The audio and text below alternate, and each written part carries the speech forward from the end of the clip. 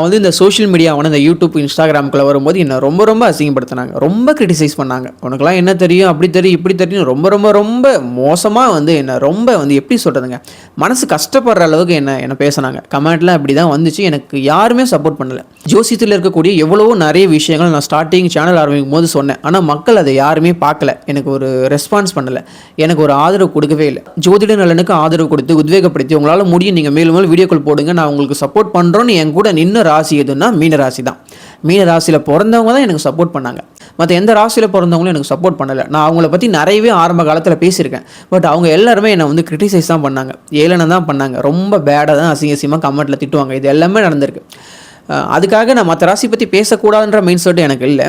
But இதை நான் எப்படி பார்க்குறேன்னா, ஒரு புதுசாக இந்த உலகத்துக்கு வரக்கூடிய ஒரு குழந்தைக்கு ஒரு அம்மா எந்த அளவுக்கு ஆதரவாக இருந்து அந்த குழந்தைய வளர்த்து விட்டால் அந்த குழந்தை கடைசி வரைக்கும் அந்த அம்மாவை மறக்கவே மறக்காது. அந்த மாதிரி தான் நான் யூடியூப்குள்ளே வரும்பொழுது எனக்கு ஆதரவாக இருந்த ராசி எதுனா மீனராசி மட்டும்தான்.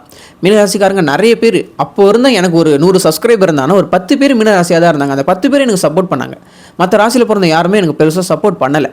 ஸோ நான் வந்து இந்த யூடியூப்குள்ளே இந்த உலகத்துக்குள்ளே வரும்போது எனக்கு வந்து ஒரு ஆதரவாக இருந்தது, ஒரு அம்மாவாக இருந்தது யாருன்னா மீனராசிக்காரங்க தான். அவங்க தான் என்னை சப்போர்ட் பண்ணாங்க. அவங்க கொடுத்த நம்பிக்கையில் தான் நான் இவ்வளோ தூரம் வந்தனே, இவ்வளோ விஷயங்களை நான் சொன்னனே.